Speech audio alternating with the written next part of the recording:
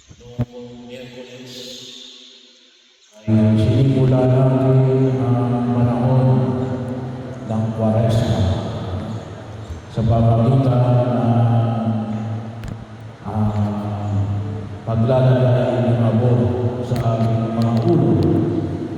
Ipinapaalala sa atin na sa abot tayo nagmula, sa abot tayo babalik. Bahagi yun ng paglahad ng isa sa mga katotohanan ng pagtahanan sa daigdig na ito.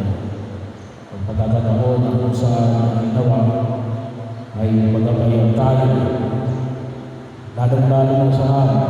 Sabi na sa Ebanghelyo natin ang pakinggan mula kay San Juan na huwag kayong mabalisa, huwag kayong matakot. Alam natin na maraming dahilan ng pagkakabalisa ng tao. Isa na yung pagdating ng kamatayan. Hindi lamang sa tao mamamatay, kundi sa mga tao namatayan. Pero nawa, hindi tayong gabayan na sa ano yung magiging gabay sa atin. Tulad ng pinamanyan ni Jesus. Minsan, katulad ni Tomas, hindi natin alam. Kaya ano sabi ni Jesus, ang wagdaan, ang katotohanan, at ang buhay. At yun ay bahagi yun na ibinibigay niya sa atin sa pamamagitan ng pagkilos ng simbahan. Lalo-lalo na sa pagtanggap natin ng mga sakramento.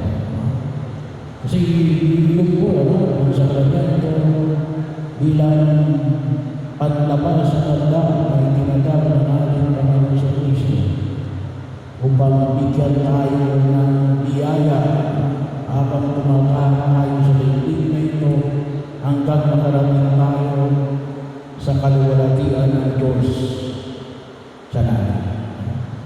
Kaya po, ngayong panahon ng Lenten season, nakita natin maraming pilgrimages, maraming nagpupunta sa iba't ibang simbahan. Bahagi po ito na nagpapaalala sa atin natin, tayo ay sa daigdig na ito, tayo ay mga pilgrims.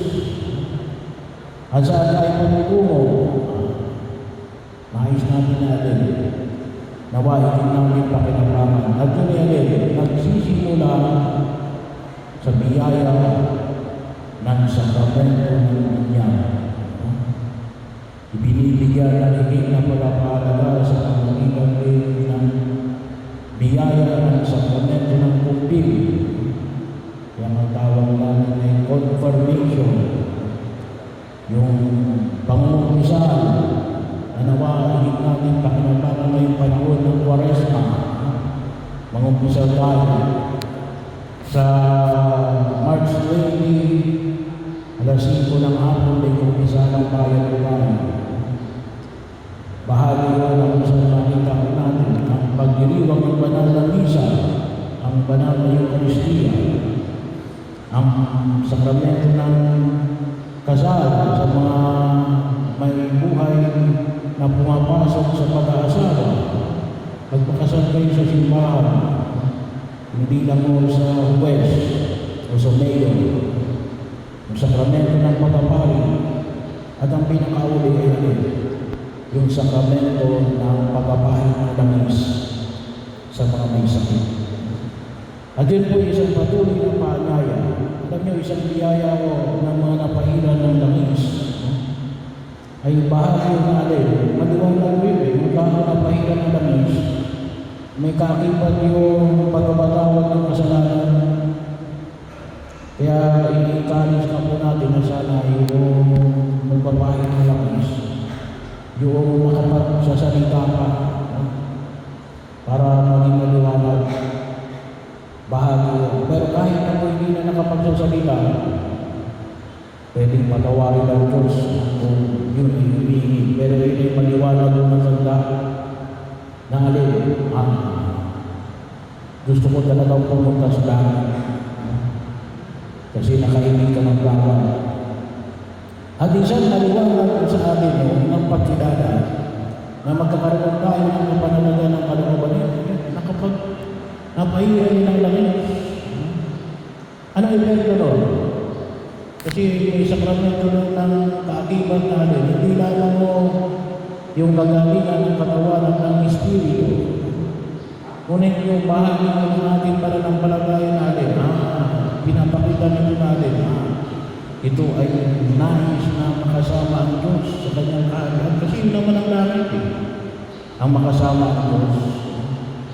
Kaya dahil nagtitiwala na kapag ang tao bago namatay, napahiran ng labis, sigurado tayo natin, hindi na pupunta sa similyan nakapag-umpisa rin. Yun na naman yung huwag natin kalimutan. Nakakalungkot lang kasi may mga tao pa rin na hanggang ngayon.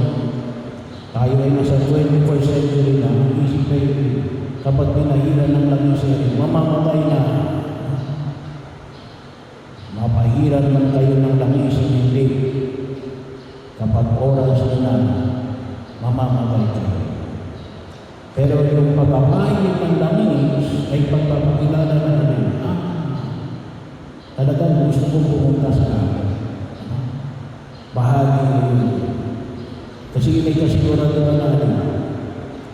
Sigurado. Kasi yung ating pananampalataya, sigurado natin, hindi ka na pupunta sa iyo. Siguro dadaan na lang siguro sa pagkataon para may bigay yung hinihingi ng katarang. Pero doon ka rin magtutulong sa kaharian. At ito po, biyaya ni Nawa, higit natin pakinabangan. Kasi nais natin ang ating paglalakbay, higit na makarating sa kaharian ng Diyos. Makasama si Jesus. Kasama ng ating mga mahal sa buhay.